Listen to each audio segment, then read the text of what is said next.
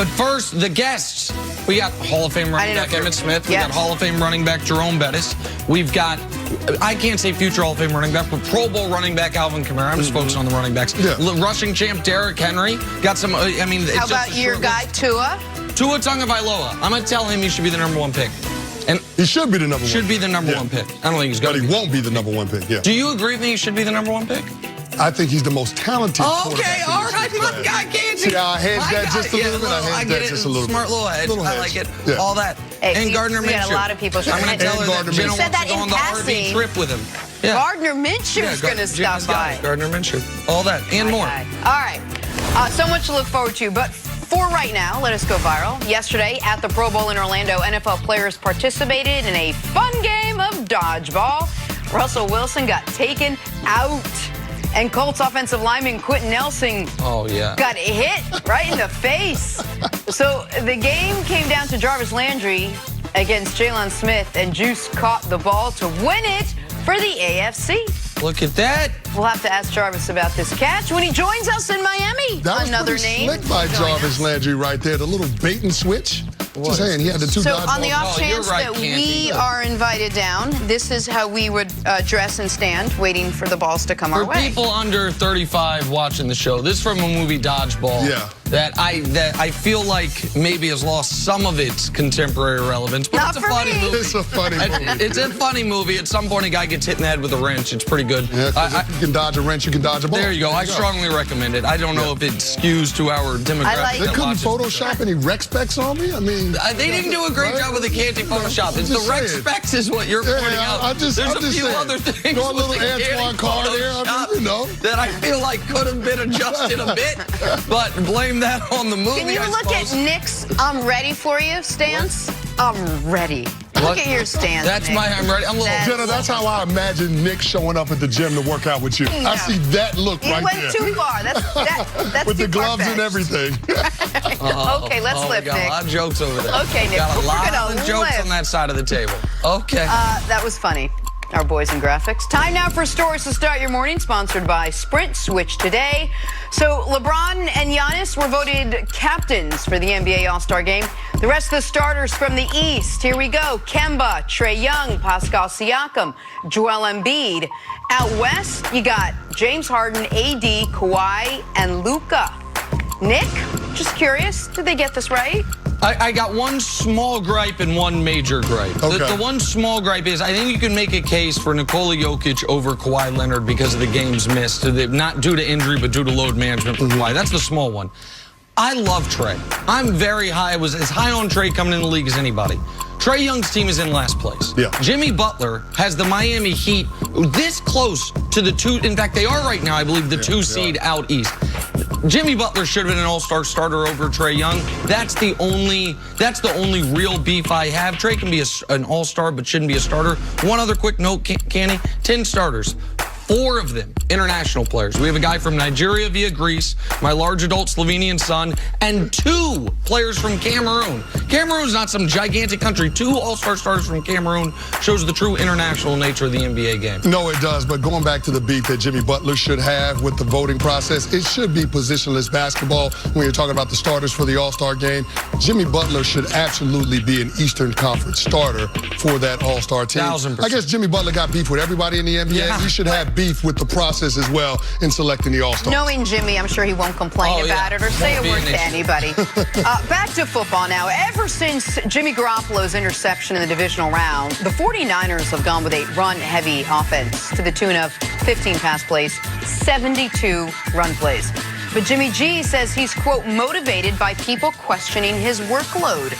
Nick, can Garoppolo carry the Niners to a win? It's feasible, but it is their absolute worst-case scenario where they are having to ask Jimmy Garoppolo to drop back 35, 40 times to bring them back into this football game. Their plans A, B, and C all involve Jimmy Garoppolo being a supporting actor in this movie. If he is forced into a starting role, it's because something has gone wrong. Now, because we've seen what he did, for example, in that Saints game, you can't say it's impossible, but I would say it's greatly unlikely. Yeah, Jimmy G can be motivated, but he shouldn't have any any other agenda in this game other than to do whatever it takes to win the game. And if that means handing the ball off 30 to 35 times, so be it. The last thing you want to do as a player is try to do something outside of the norm, do something that you're not accustomed to doing. Bill Parcells used to say this all the time: the worst thing you can do in this business is fool yourself. Jimmy G, don't fool yourself into thinking that you Tom Brady. You can take some pointers in terms of how you prepare for the week, but you ain't Tom Brady. Relax. Confirmed. All right, on to Decision Gate 2020. Where will Tom Brady play next season? You'd assume that when you dedicate 20 years to a team, win them 6 Super Bowls, and take the hometown discount along the way, you'd have the liberty to weigh your options in the offseason. Well, you would be assuming wrong. Speculation is that the Patriots will not wait until the March 16th deadline for Brady's decision. Nick, should the Pats already be planning for a new quarterback next year? Well, they seem to already be, planning for the contingency. And, Jen, I think you got it exactly right. Just add this to the pile, the mounting pile of disrespect shown to the greatest quarterback ever. People say I'm disrespectful to Tom Brady because I said he wasn't any good this year. But I have no ties to Tom Brady's done nothing for me. Tom Brady hasn't brought me championships, hasn't taken discounts to work for me, hasn't been the consummate teammate and pro with me. I've just enjoyed watching him play football until around Super Bowl 4 it got a little irritating. Like, enough winning, Tom. Come on. But except that the Patriots have been more disrespectful to Brady over the last 8 months, 9 months than I can ever remember a team being to one of their all-time greats who has been nothing but great to them. And to me, it's noteworthy where this is coming from. Adam Schefter is one of the best in the world at what he does. But Adam Schefter also came up in Boston, has a lot of ties and I think still lingering relationships with the Patriots organization. So if he has informed speculation on this, I have informed speculation on where that's coming from.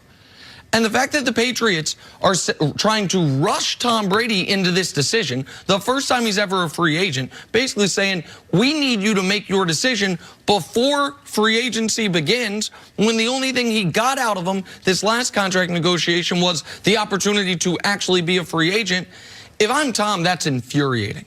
Utterly infuriating that I asked to come back, I asked for a contract extension, you wouldn't give it to me. The one thing you gave me was freedom of movement this offseason, and now we're not even to the Super Bowl, and there's feelers being put out there that clock's ticking, better make my decision, better figure this out.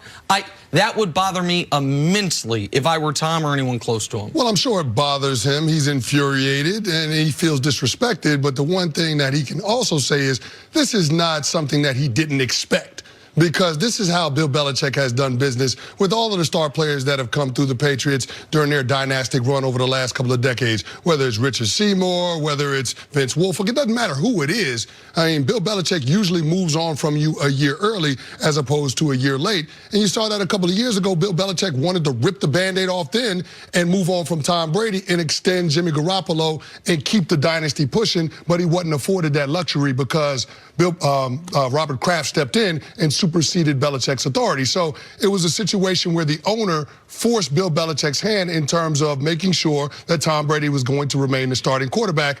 I don't think it's happenstance that we're getting this information a day after we saw the clip from Robert Kraft on TMZ saying that he wants Tom Brady to be the quarterback in 2020 and beyond. So I think it's interesting, this whole dynamic and how this thing is going to play out. Ultimately, what the owner wants is probably what's going to end up happening. But I think there's going to have to be some give and take on both sides, with Bill Belichick probably paying Tom Brady a little more than Belichick would like to, but Tom Brady also accepting a little less than another team could give him on the open market. But also, Nick, the Patriots just went through this when they waited perhaps a little too long to hear what Gronk was going to do with his decision, perhaps, make it a little difficult for them to grab a tight end in the draft or trade for someone, and you saw what a void that left on their team. Perhaps they don't want to make the mistake that they made with Gronk, with Tom Brady, especially since they do need that quarterback position filled and filled well. No, I understand why, if we remove the proper nouns from it and we just go position, quarterback position unsettled, want quarterback position settled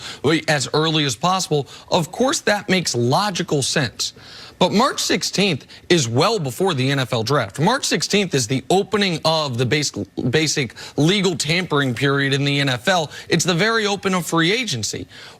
If they need Brady to make a decision before then. What they are saying is, we need you to make your decision if you're coming here before any other team legally is allowed to even talk to you. We need you to choose this option before you know what your full breadth of options are. It's an outrageous request. And I understand the point, and you've made it before, and I think it's a smart one. We saw it happen with Richard Seymour. We saw it happen with Lawyer Malloy like a week before his season started, and the Bills ended up scooping him up. With respect to those players, ain't none of them Tom Brady.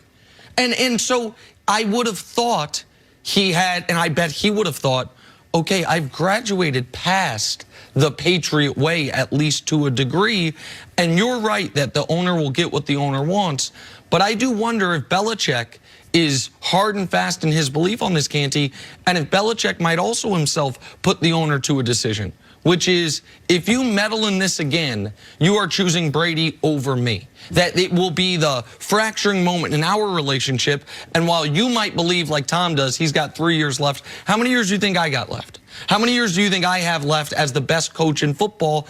And then Robert Kraft is in a bit of a bind because moving forward, Belichick's the more valuable piece because coaching doesn't age, obviously, the way quarterbacking does.